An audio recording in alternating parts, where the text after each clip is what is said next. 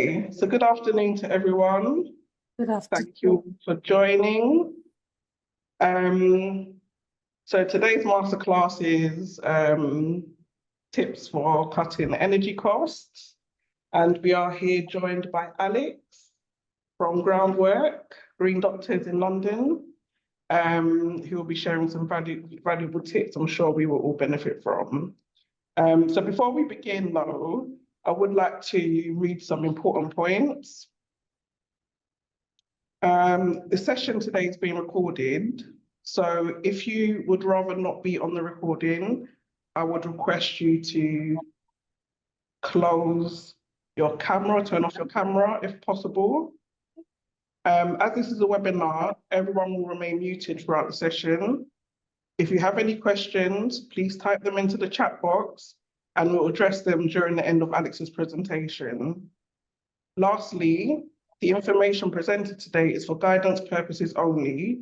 It's not financial or legal advice, and London Mutual Credit Union is not endorsing any specific services or products mentioned during the webinar.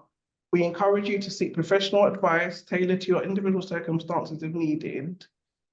So, I think we're all good to go. I've got my cup of tea, so I'll hand it over to you, Ali. Got my Halloween themed mug at the go. Yeah, if people are happy, I will rock and roll, and I'll introduce myself as well, of course. Give me a tick. Just find the. So I hope I'm sharing the presentation. Not something random. Okay. Can you all see my screen? Should say Community Energy Talk. Yes, we can see it. Can you still see it as a presentation? Yeah. Yes, perfect. Yeah, wicked. Okay.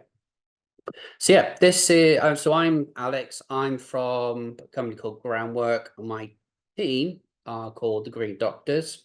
I've been in the energy world since 2007, and I've worked for British Gas for about 10 years, and I've worked with miscellaneous companies over the years, and I've been with Groundwork now for over 2 years. We've hit my anniversary back in September.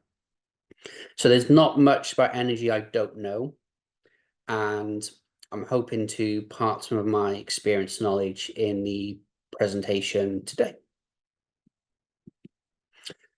So the kind of key aims for this is by the end of this, you answer these questions. Now, I was asked these 4 questions before the presentation started, like in advance. So these are the questions people want to know.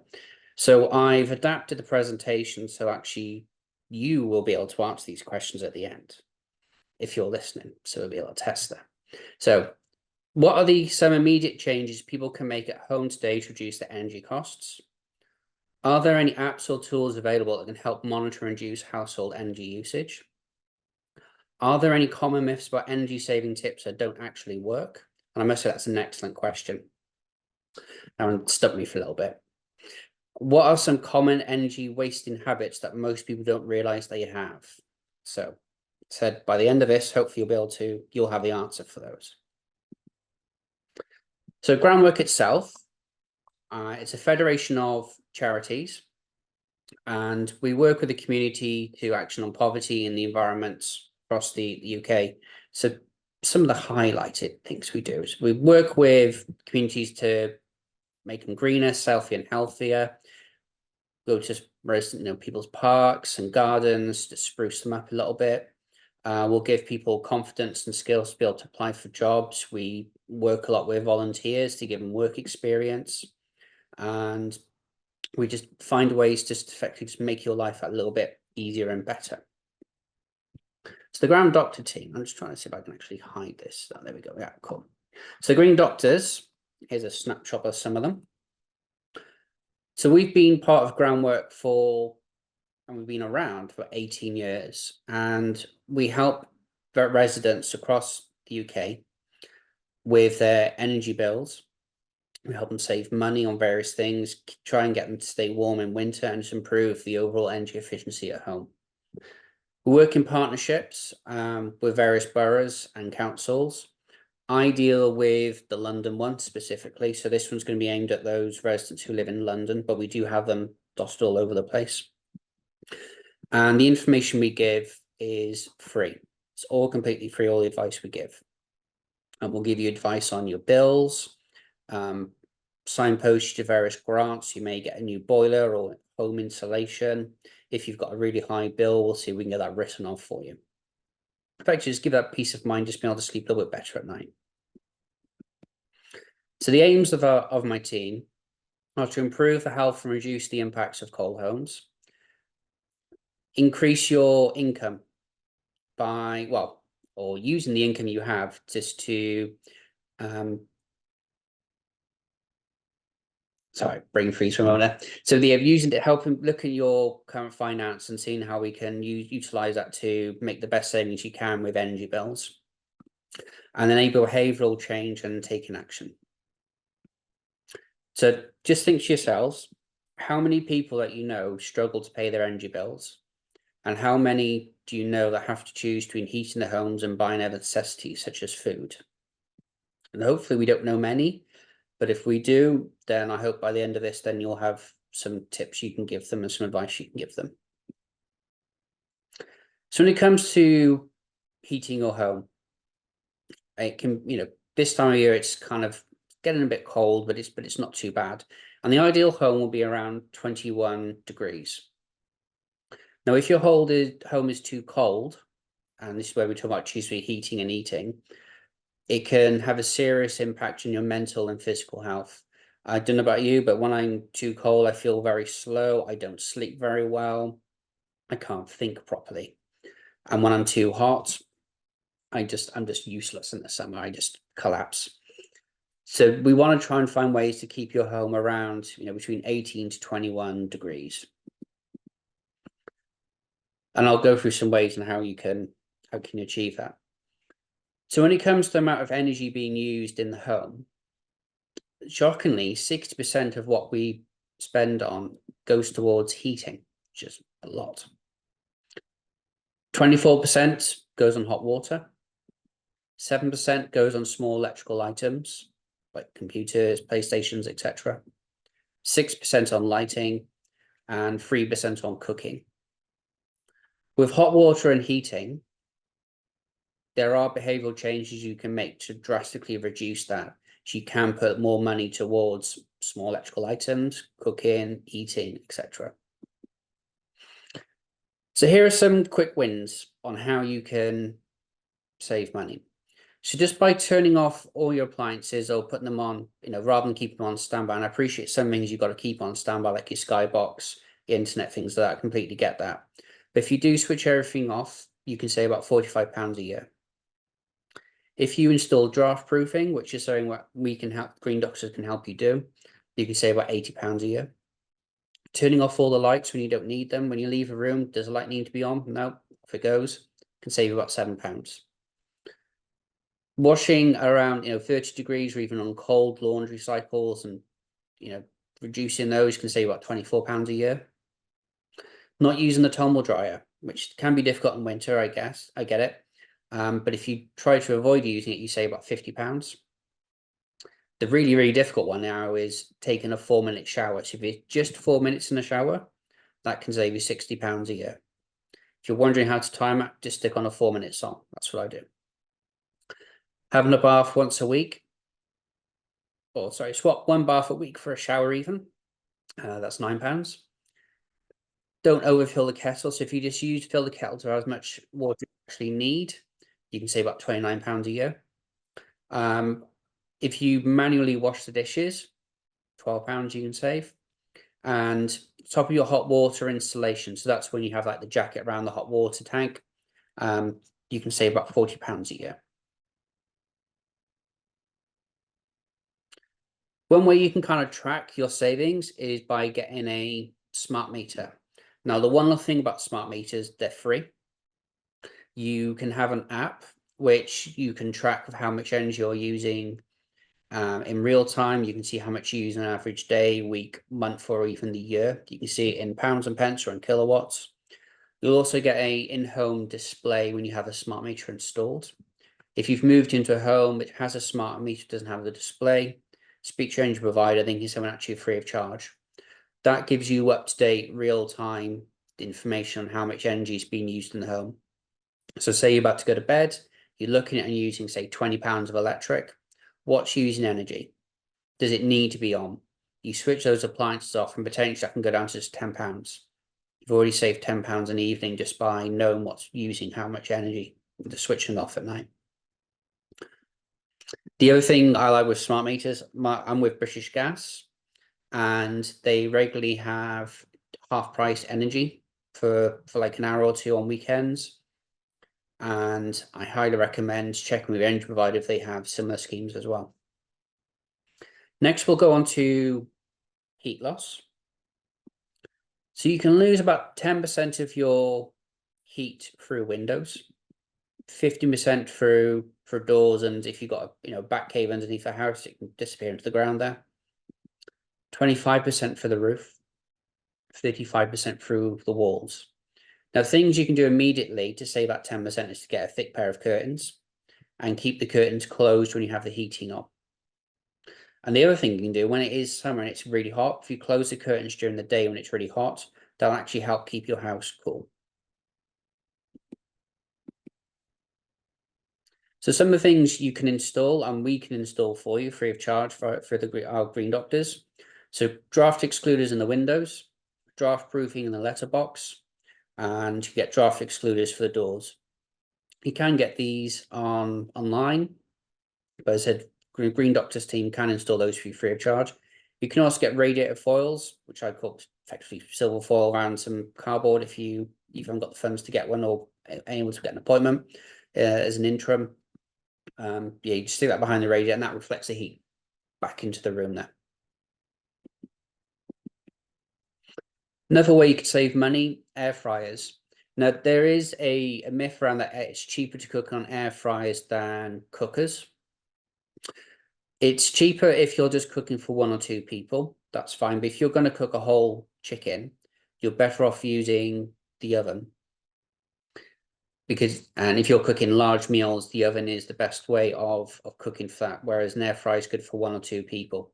So yes, they are cheaper, but it does depend on how many you're cooking for. If you fill the air fryer up to the brim, it's not going to cook it very well and you can have it on for longer. So if you fill that with chips or potatoes and then making them into chips and cook it, you'll probably find you have to cook it for longer than compared you have it in the oven. Get LED light bulbs, and you can get these special plugs, which when you put the TV on standby for the remote, it actually cuts off all power to the display. When your device is plugged into the wall and the plug is on, even though the TV is off, it's still using energy. The only way to stop it using energy is to actually turn the actual plug off itself or unplug it. So some medium to high cost measures to save the heat escaping your home. Loft insulation, get double glazing, and you have cavity wall insulation. Now, a lot of these are quite expensive to get. The Green Doctors, we can help you find grants to see if we can get these free of charge installed for you. So we're aware of various organisations which have schemes where you can get these done for free. If you're in a council home or housing association and you have, say, single pane windows or you don't have insulation, it's important that you speak to the council and get this, get them to change it. Again, we would be able to help you have those conversations with the councils there. There's something called an EPC rating. This tells you how energy efficient your appliance is, or even your home is. So if you've got an A rating, that means it's perfect. It's the cheapest appliance you can get. If it's rated F or G, it's extremely inefficient and would actually cost you more money than you would save money. So if you have anything that's F or G, I would suggest trying to replace it with a new appliance, because it's going to be costing you more money to run compared to an appliance that could be A, B, or C. The other thing you can do is you have gadgets like Hive, and that's where you control your heating and hot water through an app. So say you're out and about in town, you're thinking, oh, it's a bit nippy. You go into your phone, you can turn your heating on remotely. Or if you're in work and you suddenly think, oh, crumbs left the heating on, go onto the app and you can turn the appliances off from your app there. If you're looking at your energy bills, in crumbs, this unit rate is really high. I'm going to start shopping around. Here are some things to consider. What is your payment method? Are you paying cash check? If you are, you may be cheaper. It may be cheaper if you just pay by direct debit. Some companies offer a direct debit only price, where it is discounted if you pay by direct debit. There's a common misconception that paying by prepaid meter is more expensive. It's not. It's the same price as if you paid by cash check. Have an online account so you can view your bills, and if you have a smart meter, you'll be able to view your energy usage. If you're in debt, you may not be allowed to leave your supplier. So until you actually clear your debit with them, you may not be able to leave them. Again, there are grants available where you can get that written off, and the Green Doctors will be able to help you with that. There are various tariff types. The two most common ones are a fixed rate or a variable rate. Fixed is where it won't go up, it won't go down. If general prices go up, yours will not go up. If they go down, yours will not go down. It's a double-edged sword. So you can save money, but you can also lose money on it. Then you have the variable price where it can go up or go down. Again, depending on what suppliers, what the rates are at the time, you could save money, you could lose out on money. It's all personal preference. The other key thing is to remember, is there an exit fee? So if you leave that supplier and you're in the middle of your contract, will you be stuck with a, for example, £120 fine for leaving them? Those are the things you need to check.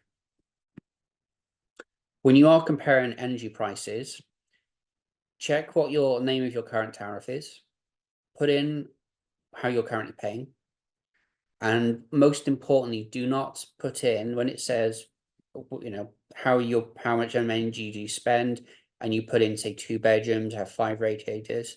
That information is extremely inaccurate.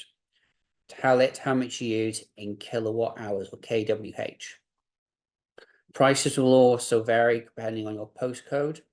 British Gas, for example, could be really expensive in London, but really cheap in Edinburgh. You could have, what's another, Octopus. They could be really cheap in London, but really expensive in Edinburgh. It varies. It's crazy. On your energy bill, so for example, on British Gas bills, can you tell I used to work for British Gas? At the bottom of the first page, you'll have a little box which gives you information about your energy tariff. And on there will say what your current rate is, how you pay, when the tariff ends, if there's an exit fee, your estimated use in kilowatts, and how much that is in pounds and pence. The last two parts, use that when you compare your tariffs with other companies. I've had people say, well, if I change to this supply, I'll save £500 a year. I've gone, well, how did you compare it? Well, I told them I had 2 bedrooms and 5 radiators. Gone, right, okay. Well, you're actually using 3,672 kilowatts a year. We know that because of all the readings you've given us. How much do you save now? £10. Well, there you go. So that's why it's really important you put in the actual kilowatts rather than how much you're using, rather than guessing. So some quick wins to reduce your energy bills. Improve the energy efficiency of your home. Draft insulation, you make the change I mentioned earlier about using less, more cold washes and shorter showers. See if there are any discounts you may be eligible for, any service sources of support. And there's plenty of resources online, like Money Saving Expert. They'll have some energy saving tips on there. The government has some websites, and Ofgem has some various tips on there as well for you to use. To avoid getting to fuel debt, improve the energy efficiency of your home, and check if you're eligible for any grants or any discounts.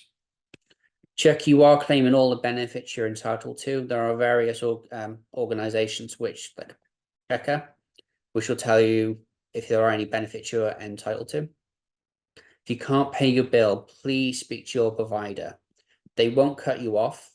Particularly, there's a misconception that energy suppliers can turn off your electric.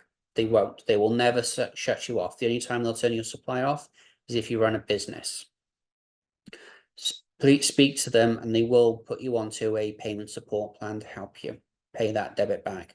There may even be an issue with the bill, so you can always ask them to investigate the bill. When you're doing that, give them an up-to-date meter reading, and then they can see if there's any issues.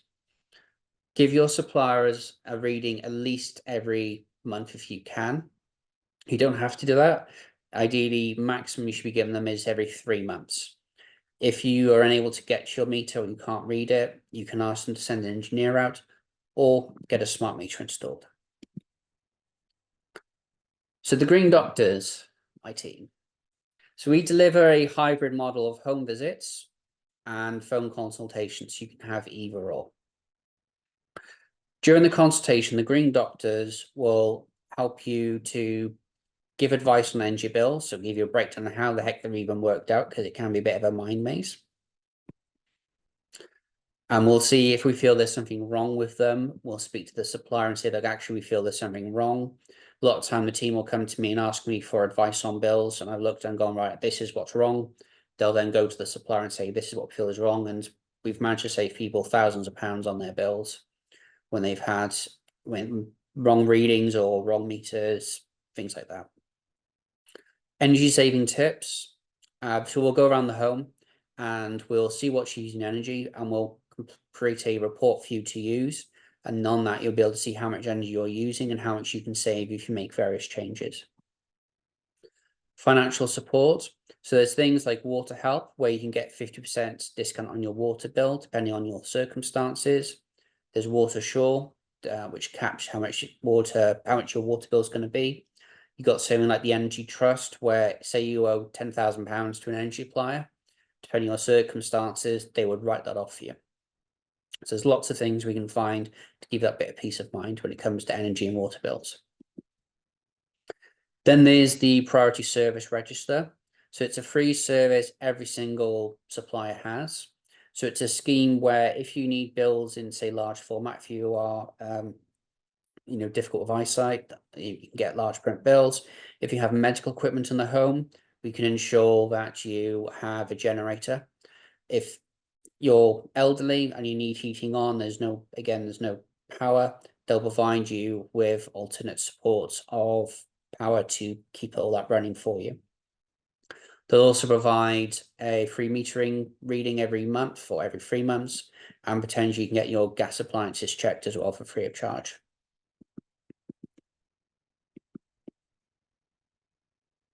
So during the home visit, we'll also install some energy saving gadgets such as draft proofing, LED lights, radiator panels, etc.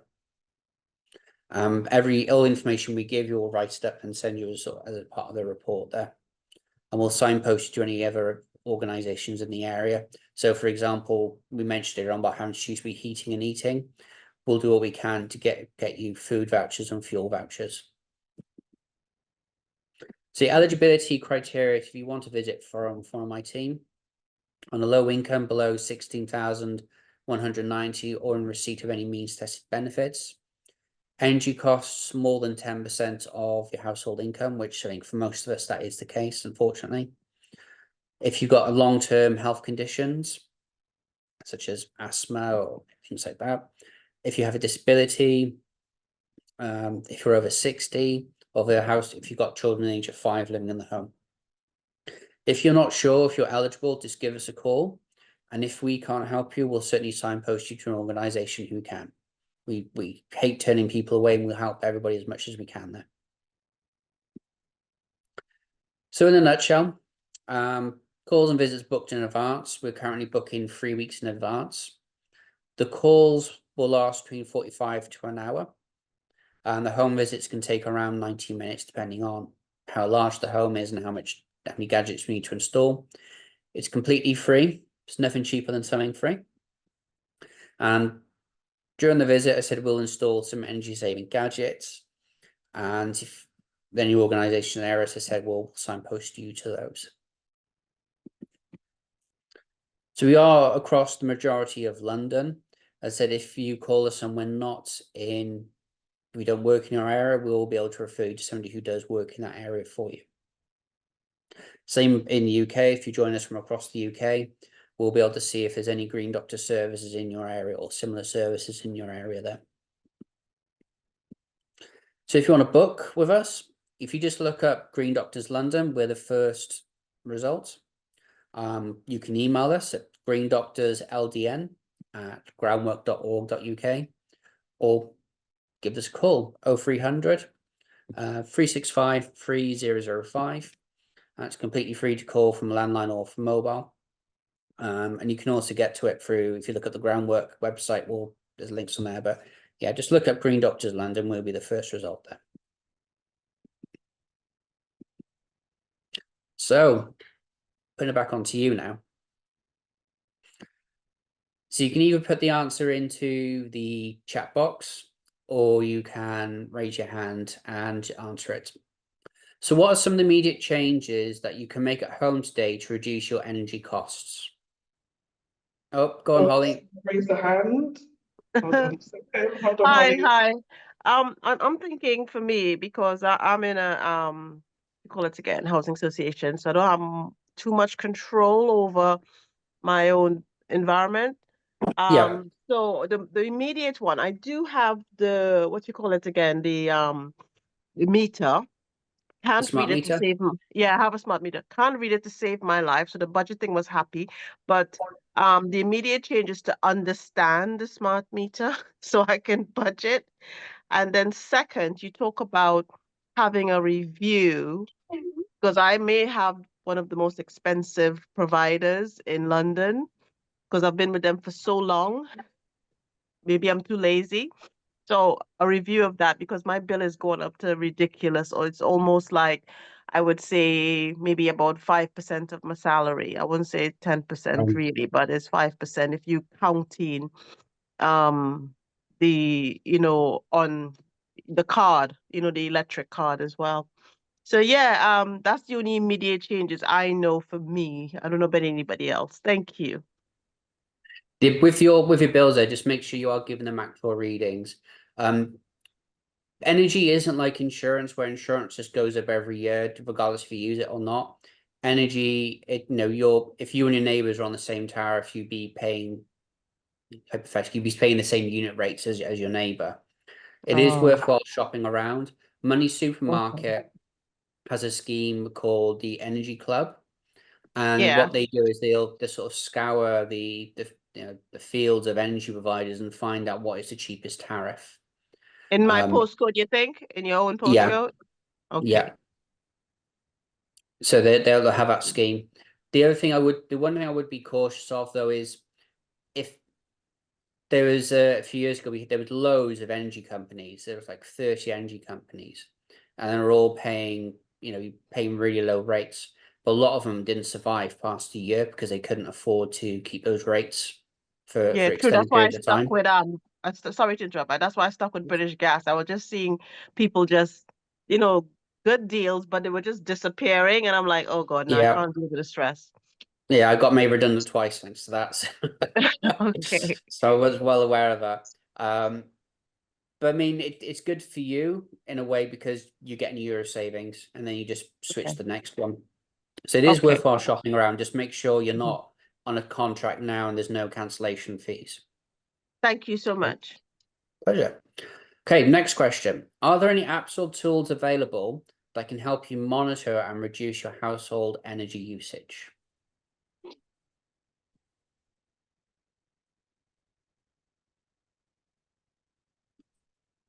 And we've kind of already covered that one with the smart meter app. You got Hive as well. Alex, somebody's put a message in there. Wicked. So I switch off the Hive. Yeah, perfect, Holly. Yeah, so Hive, Google have their own Nest. That's it. I was trying to think of the word Nest. Both of them are quite good to keep an eye on your heating. Switch off while I'm not using it. I use sunlight to heat my home up through the wide glass windows. I shower using a bucket to save water and heating too. Excellent saving tips. I remember when I was a kid and we had no hot water for about a month. My dad had no problem with that. He's like, we'll just fill a bucket up with water. So been there, done that. Same. And it is a way of saving money. You know, quick shorts. Who needs a long shower? Guess I'm spoilt. I am. Any common myths about energy saving tips that don't actually work? I mentioned one, but if any of you have any, welcome to share that.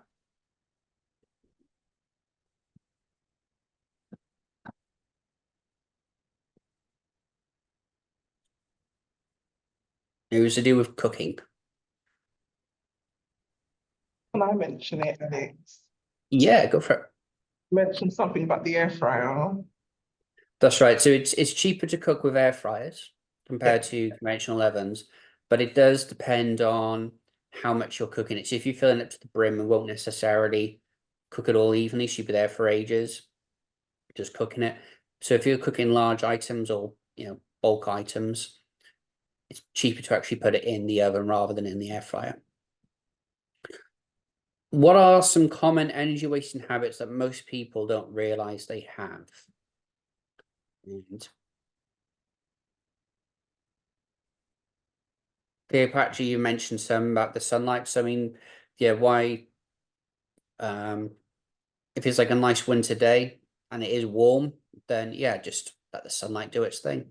You can save money by, just filling the sink up with water rather than having a whole shower.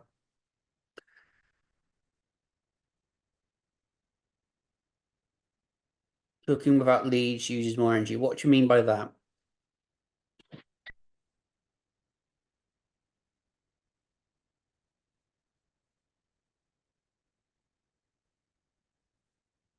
And what's the 5V? No, testing me now. You mentioned something about the TV and something about Yes. yeah, I would love to try. I didn't hear it properly, so I liked it because my TV is always on, sadly, even at bedtime when you're Okay. asleep. So if you turn it off so if you just put your TV on standby, it's still using energy. If you actually turn it off at the mains, that's when it's not using anything at all. So that's where the saving of £45 comes in. I mean, if you think when you're leaving the house, go to work or out and about, do you leave your phone charger plugged in? And you probably do. That's still using energy. That's still, although it's not charging anything, it's still using something. So effectively, you've got a wire there costing you money. So What just by about the, unplugging things, you don't need it. sorry to interrupt, what about like things like the gaming, PC? Will that, So you don't need PlayStation, Xboxes, Switches, they don't need to be on 24/7. They can be turned off at the mains when you're not using them. good. PCs, I guess it depends. If you're like downloading stuff, you probably want to keep it on. But you should really be turning those off when you don't need it, because again, that's using power. It doesn't need to be on. I know that things like skyboxes, they need to be left on. But generally, just think of your appliance like your washing machine. Does that need to be left on, or can it be switched off at the mains? Your dishwasher, does that need to be left on, or can it be switched off at the mains? A lot of the time, the answer is yes, it can be switched off. Can I ask something? You may. I like, I'll open it up to everybody now. So any questions, just throw them at me, but no sport questions because I don't know anything about sport. no, I actually tried to raise my hand. I can't, but I want to ask something is, like for the TV and everything, I got a lead, okay? If I got few plugs on it, there is a small button to switch it off. Yeah, I mean to like, it's off, like it's not on. Is that still okay, or I have to go to the back where the main thing that supply the I mean the small plug thing? Yeah. So that will produce how much energy is going into the TV. But it's still going to be using some power. It will use like a fraction of power when you put on that eco setting. You'd save more, of course, just by turning the plug off. Okay, so from the back, I have to push it off, not from the lead where there is small button that is on and off. If you go on those special gadgets, like this one here, the Eon plug there. Can you see that? Yeah, plug. I'm on this screen. Is it sharing still? Oh yeah, this Yeah. So automatic- those ones that will turn off, that will cut any supply going to that device. So if you got something like that, then yes, that will cut any electric going to the device there. Okay. I So it thought that sounds like, I mean, without seeing it, but it sounds like that's what you've got, something like that. no, mine is like a long first you have a lead from the place where you plug on the wall, and then the lead Mhm. four plugs you can put it in, like Sky TV box, TV, heater, whatever. And there's a small little button that's on and off next to it. Yeah, so I think that's working the same as that standby plug there, where if you click it, that will stop any electric going into that plug. Yeah. So there that's effectively equivalent of you turning off at the mains. I'm guessing on that without actually seeing it, but that's roughly how I believe those work there, yes. Okay. So it's good that you've got one.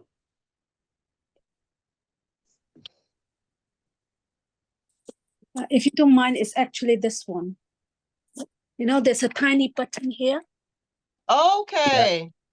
Then you can switch it off from here rather than going to the Oh, oh, I can see. I wasn't looking at the screen. Okay, yeah. That will turn any electric going into the actual plug there. So is that okay? Would That's that yeah. That's perfect. So that's the equivalent to you turning off at the plug there. okay, thank you very much. No, thank you for showing that. That's wicked. Thank you. Yeah.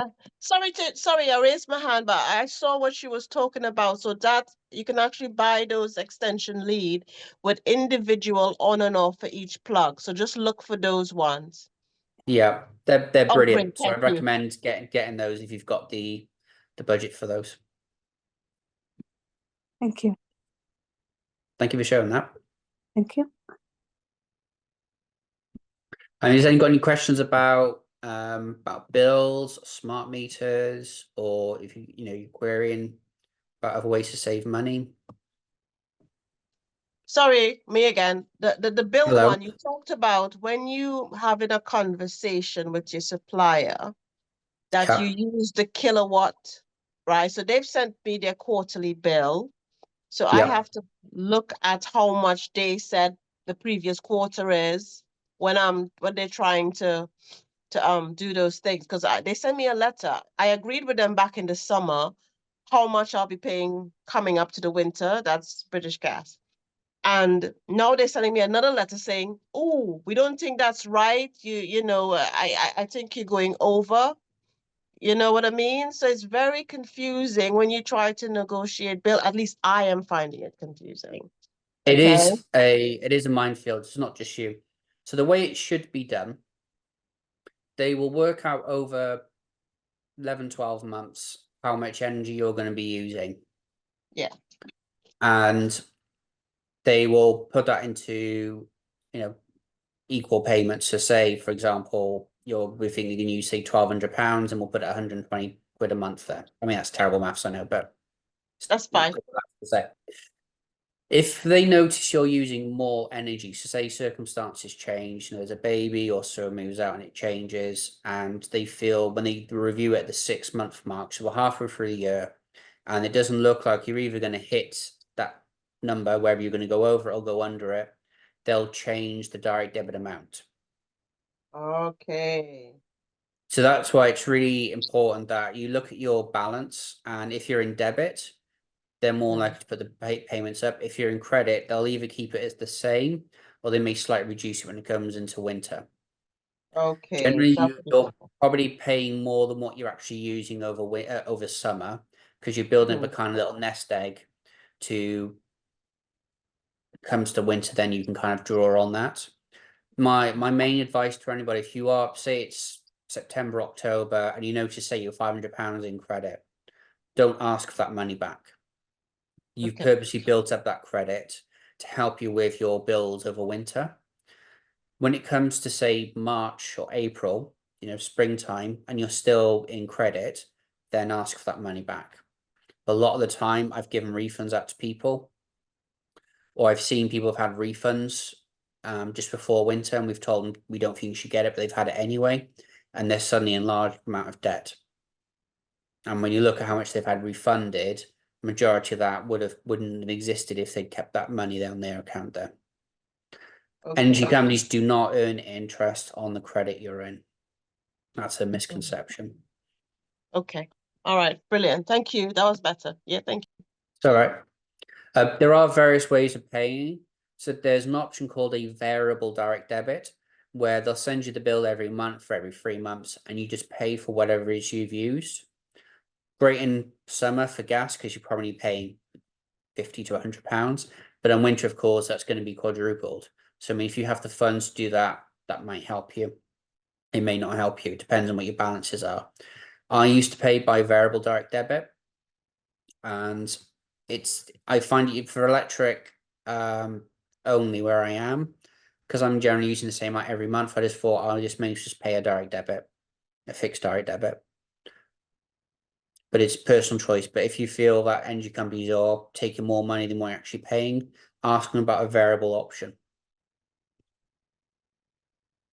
All of them will have that. If they say they don't, then they're potentially not telling the truth.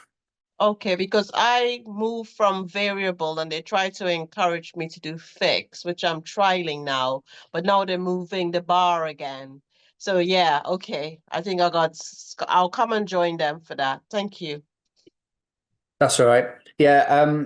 If you know your annual, so like I've got on the screen there, like estimated usage, that's based on 2 years. So I've been there for 2 years. So it's not really going to change. That is based on the rates I was on. I was on a fixed rate at the time. So that's more likely not really going to change massively. So I kind of know what I'm going to be paying. If your circumstances haven't changed, then you shouldn't really be paying more or less compared to what you're paying this time last year. It should be about the same. Again, assuming that your unit rates haven't changed. But happy to take that offline if you want. I can put my email address in the chat. If you've got any questions about that, happy to speak to you about it. Okay, that'll be great. Thank you. That's right. Regarding the slides, I'm not sure. That's up to our lovely hosts if they're okay with that. Yeah, we will be sending that. Okay, cool. Yeah, sorry. I say, yeah, we will say to Aisha, sorry, and it can be distributed. It's perfectly fine. Yeah. Yeah, cool. Anything from anyone? There Any other are questions? other questions, Alex, if you There see are. the chat, Okay, there I'll are stop one. sharing so I can Yeah. see the screen there. Yeah, Apologies. thank you. Thank you, Karen. I always switch off the boiler, but do I have to switch off the wall? Comes to boilers. I wouldn't really turn your boiler off at the wall. If anything, you should be keeping the boiler on a timer, because that, if you keep switching it on and off, that could damage it. So boiler is one of the things that should be on all the time.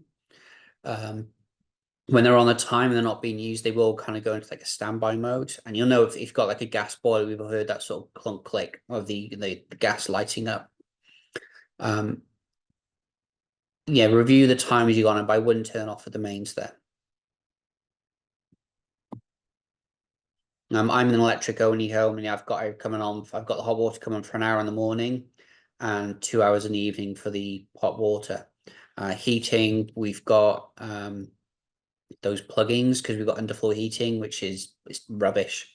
So we've just got those plug-in heaters you can get, and then an hour or so on those on that warms the room up quite quickly. No worries. Again, depending on circumstances, you may be able to get a free gas safety check for your energy supply. So if you're on the priority service register, you may be able to get a free gas installation check. They'll check your gas cooker, your gas boiler. If you're in a council home or housing association, they should be doing annual checks anyway. I would also be advising all of you to check your heating now, because when it comes to winter and it is going to get cold and you find it doesn't work, you could be potentially waiting a while before an engineer can come and see you because of the wait lists. So yeah, check your heating ASAP to see if it is working. Alex, I've got a question. Sorry in advance if apologies in advance if you've already covered it. But are there any special tariffs for people on low income? No, there is, however, something called the warm home discount. Okay. That's, I believe it's £140. It's been £140 for 10 years, which is really infuriating because everything else has gone up, but the warm home discount hasn't gone up. It's based on what benefits you're on or pensions you're on. It's now done by the Department of Work and Pensions. It gets applied to your energy bill, but it's usually electric bill because everyone has electric, between September and March. If you're not sure if you're going to get it or if you're eligible, speak to the Department of Work and Pensions and they'll be able to see if you're eligible for it. But yeah, generally it's based on your benefits, your income, if type of pension you're on. Okay, thank you. Some energy companies might have special tariffs, but I don't know of any off the top of my head that are specifically aimed for those on low income. Thank you. The Energy Trust is a scheme where if you owe a lot of money to a particular energy company, that's where you can get it written off. So they'll ask you everything about your finances, very, very in-depth questions, quite personal. But the potential at the end of it, your energy bill could be written off. And I believe that's just opened up. So it opens and closes over the year. So you need to check the website. If you just look up Energy Trust, put it in the chat.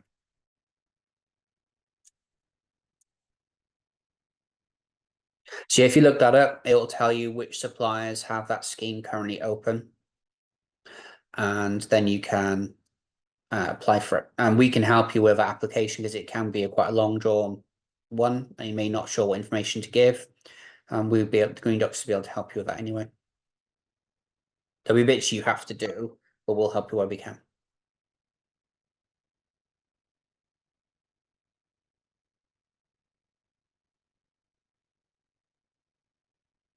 Has anybody got questions about their own bills they want to check? If they're unsure of, they had a high bill and they're wondering why it's high or anything in general? Is it okay to talk about the water bill? Yeah, I could try. I haven't dealt with water bills for a while, but can have a go. Yeah. When I move in, I was surprised to receive a bill that's saying that I owe them 1,700. And I talked to the previous lady who moved out. They say, oh, it's just a misunderstanding. There's some meter problem. But anyway, the lady left, and then I left with that bill. But then I have to, I don't know how they adjusted me. They put me on £60 a month.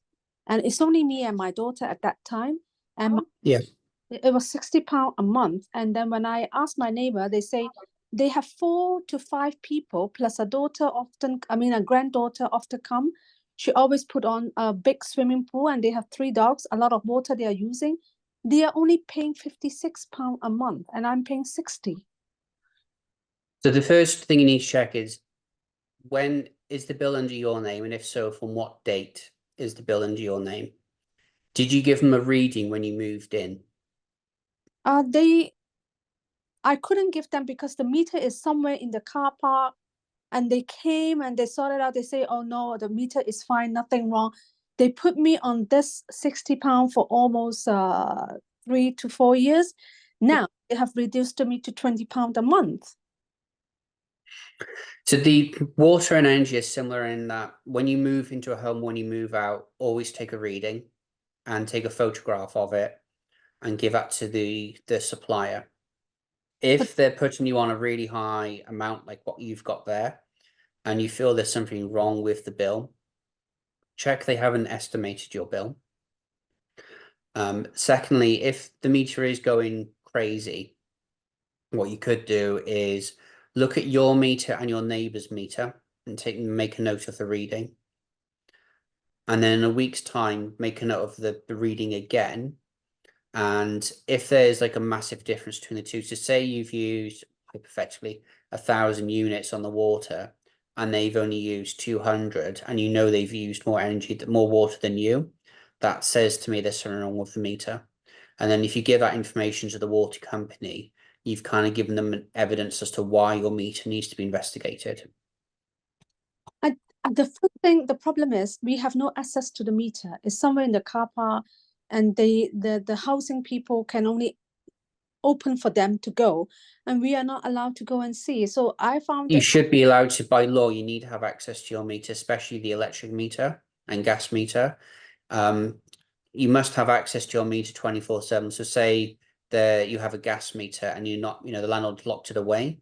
That's illegal, because if there was a gas leak and you didn't have access to it, there would be dire consequences if you could turn the gas off. In those cases, what a lot of the time National Grid would do, they'd come to the home, they'd actually have to turn the gas off in the street, or they would break the door in. But you need to have access to your meters 24/7. It's a legal requirement. okay, but it's passed away. I mean, this has been like 4 years ago. Can I still do anything? Because I found it really, really unfair. I'm paying for, because there were 6 people living here with one disabled child. I think that child need more water cleaning and everything. But there were 6 people, whereas we were only 2. So it sounds like they were basing what you were using on the past people. And that's why it's really important to check, are those bills estimated or were they actual readings? So it sounds like, I'm guessing, but it could be they were estimated. In which case, look at your water bill. If you can see it's been read recently, like it's got an actual reading, things probably settle down. You may find you're in credit. If it says estimated, then I'd speak to the people who have the keys to the meter and say, look, I need access to this meter. It's illegal for you to have it locked up. I need access to it. And get that reading, take a photograph of it, and then give it to the water supplier.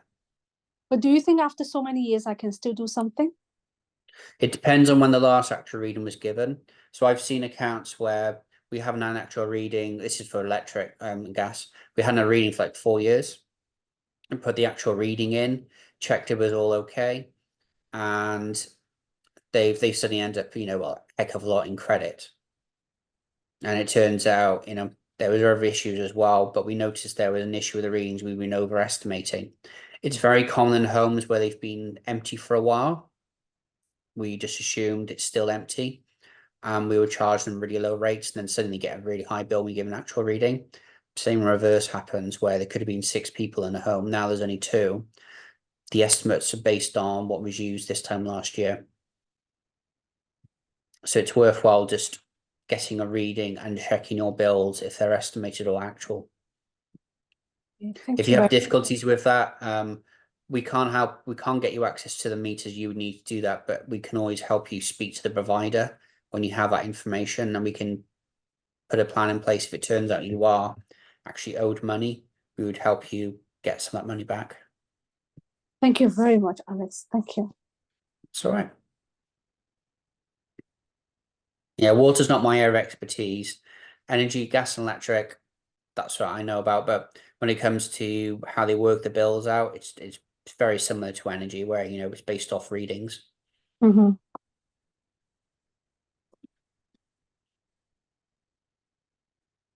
Okay, Alex. So we're approaching 1 o'clock now, guys.